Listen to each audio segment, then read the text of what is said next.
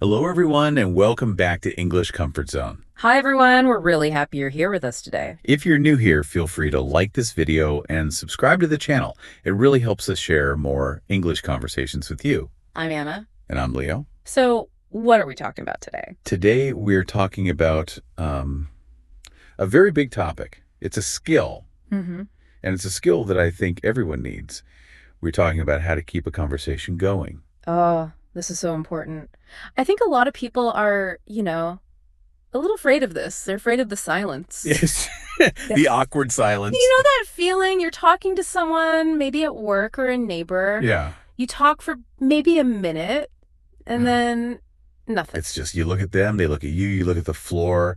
It's just painful. It really is. And it happens to everyone, not just English learners, native speakers too. It's like a universal problem. But we have some good news.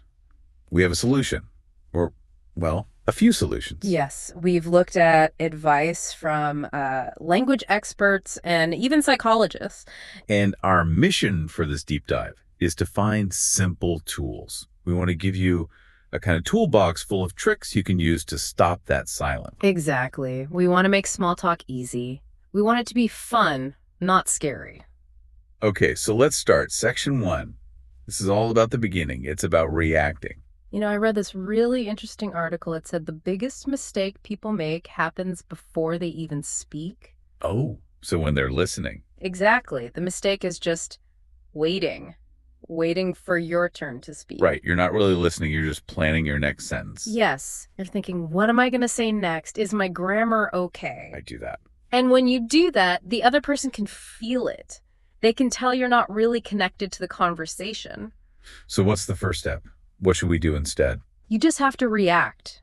Good conversations start with good reactions. A good reaction doesn't have to be a long sentence, right? No, not at all. It's usually very short, just a sound or a small phrase to show you're interested. Like saying, oh, wow. Yes.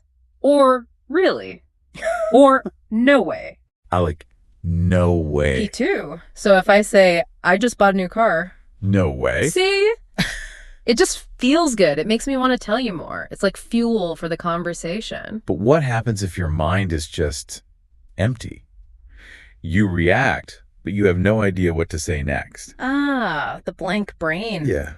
Well, we have a trick for this. It's called the echo technique. I love this one. It feels like a magic trick. It really does. The idea is simple. You don't need a new idea. You just use their idea. You repeat the last important word they said, but you make it a question. Exactly. Let's try. I'll say something and you just use the echo. Okay, I'm ready. I went to the park this weekend. I saw some people rock climbing. Rock climbing. Yes, they were on that big wall near the lake. It looked so scary. Scary. Very scary. I don't think I could do it. I much prefer swimming. Swimming. Yes, I go every Tuesday. Ah, look at that. It works. It works perfectly. I didn't add any new ideas. No, you just said rock climbing, scary, swimming. Yeah. And I just kept talking. Because it's an invitation. Okay. It says, tell me more about that. Yeah. It takes all the pressure off. And it buys you time. While I'm talking about swimming, you can think of a real question. That is such a great tip. Okay, so we have reacting, we have the echo, but sometimes you need a whole new topic. Yes. What do you do when the conversation is really stuck? This is section 2. We call this the menu. What can we talk about? And for that, we have a great method. It's called the FORD method. FORD. Right, like the car. Yeah. It's an acronym. Each letter is a topic. So let's start with FF. F is for family. People generally like talking about their family. Yeah, but you want to be a little careful. Keep it light. Right, so simple questions. Do you have any brothers or sisters? Or how are your kids? Exactly. Safe and warm. Okay, so what's O? O is for occupation, your job. Ah, the classic, what do you do? You can make it better, though. Instead of just that, maybe ask, how is work going? Or, what are you working on these days? People always have something to say about work. Good or bad? Okay, so we have F and O. Right. What's R? R is my favorite. R is for recreation. So what you do for fun. Hobbies. Yes. What do you like to do on the weekends? This is where people get really excited. You can see their eyes light up when they talk about something they love. And finally, D. D is for dreams. Now, this sounds a little serious, doesn't it? It does. It's not about your deepest secrets. It just means Future plans. Oh, I see, like travel plans. Yeah. Do you have any trips planned, or Hmm. are you learning anything new? It's positive and forward-looking. So that's FORD. Family, occupation, recreation, dreams. A great menu. But sometimes, you get nervous and your brain just freezes. You forget what F4I stands for. It happens. So we have a backup, a little panic button, We call it the three M's: the three M's. music, museums, and movies. Oh, that's easy to remember. Right. Almost everyone listens to music or watches movies. You can ask, have you seen any good movies lately? And even if they say no, that can start a conversation. You can ask why. Exactly. So keep the three M's in your back pocket for emergencies. Okay, so we have topics. Now let's talk about asking the right kind of questions. This is section 3, and it's Yeah. all about open versus closed questions. This is so important. It really is. A closed question can be a real conversation killer. Why is that? Because the answer is too short. It's usually just yes or no. Can you give me an example? Okay. Did you have a good weekend? Yes. See? Dead end. The conversation just stopped. Right, I answered, but I gave you nothing to work with. Exactly. So now let's try an open question. It asks for a story. It needs more words to answer. So instead of, did you have a good weekend? You ask, what did you do this weekend? What did you do? Now I have to tell you, well, I went to the beach and I ate some pizza. Much better. Now I have information. I can ask you about the beach or the pizza. So the trick is to use the WH words. Yes. Who, what, where, when, why, and also how. If you start your question with one of those words, it's almost always an open question. And there's another great trick here. It's called threading. Threading? Yeah. Think of it like this. One answer should lead to one new question. So if you say, I went to Japan, I should catch that thread and ask about Japan. Exactly. So I'd ask, oh, when did you go? You stay on that topic. You build a little chain. It shows you're actually listening. Okay, so we've talked a lot about words, but conversation is, it's more than just words, isn't it? Oh, absolutely. Which brings us to section 4, body language. You can say all the right things, but if your body looks bored, the conversation is over. So true. There's a concept called mirroring. Mirroring. Like looking in a mirror? Kind of. It means you subtly act a little bit like the person you're talking to. Why would you do that? Well, it builds trust. People like people who are like them. It makes them feel comfortable with you. So if they lean forward, I lean forward a bit. If they smile, I smile. Yes. You match their energy.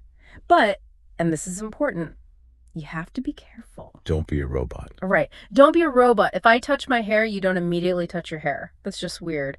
You have to wait a few seconds. Let there be a little delay, a lag. Make it natural. And another body language tip is something called fronting. Fronting. It just means pointing your chest and your toes at the person. Ah, I see. Because sometimes people will be talking to you, but their feet are pointing toward the door. What does that tell you? It tells me they want to leave. Exactly. So point your whole body at them. It shows them they have your full attention. And of course, eye contact. Yes, look at them, but don't stare. That's creepy. And the number one rule. The biggest rule of body language today. What is it? Put your phone away. Oh, 100%. It's the ultimate conversation killer. Looking at your phone says, this little box is more interesting than you are. It's so rude. Just keep it in your pocket. Okay, let's move on to some specific phrases. Section 5. We need the actual English words to use. Right. Phrases to show you're listening. We talked about no way for surprise. What if someone shares good news like, I got a new job? You can say, that sounds great, or that's fantastic. And what if they're telling a long story and you want to encourage them? My favorite is, tell me more. Oh, that's a good one. It's a clear invitation. It makes the other person feel really interesting. We also have question tags. This is a bit of grammar, but it's great for small talk. Can you give an example? Sure. You say a statement, and then you add a tiny question at the end, like, it's a beautiful day, isn't it? Ah, that isn't it part. Yeah. Or, you like coffee, don't you? It invites the other person to agree and respond. It keeps the ball moving. That's very polite. Now, what about changing the subject? How do you do that without being, weird? You need a transition phrase. A really good one is speaking of. How does that work? Well, imagine we're talking about food, Hmm. and I want to talk about travel. I could say, speaking of great food, that reminds me of my trip to Italy. Oh, that's smooth. You use one word to connect to the new topic. Another one is, that reminds me. Right. I saw a big dog earlier. Oh, that reminds me. Do you have any pets? Perfect. And if you have no connection at all, you can just say, by the way. By the way, did you see the game last night? Exactly. It's like a little reset button for the conversation. Okay, so we've learned how to start, how to continue, Yeah. but how do we end? Section 6, the exit. This is so hard for some people. They feel trapped. They do. You need a graceful exit. You don't want to just turn and run away. A great phrase is, it was really nice chatting with It you. was nice. The past tense signals that it's over. It's warm, but it's also final. Another one I like is, well, I better keep moving. That's great for a party. Yeah. Or you could say, I'm going to go grab another drink. Catch you later. Catch you later is really friendly. It suggests you'll see them again. Before we finish up, I want to say one more thing about silence. Okay. We started by talking about how awkward it is. Yeah, But silence isn't always a bad thing. that's a really good point. Sometimes silence just means you're thinking. We feel this pressure to fill every single second with noise, but you don't have to. And if you need a moment to think of a word or an idea, you can use a filler. Like what? You can just say, slowly. That's a good question. Ah, and while you're saying that, your brain is working. It buys you a few seconds. Exactly. So don't be so afraid of the quiet moments. Wow. We have covered a lot today. We have. Let's do a quick summary of our toolbox. Okay, first, the mindset. React. Don't just wait for your turn. Then use the echo technique if your mind goes blank. Remember your topics. F or D. Family, occupation, recreation, dreams. And your emergency backup, the 3 M's: music, museums, movies. Ask open questions with the WH words. Avoid those yes or no traps. And use your body.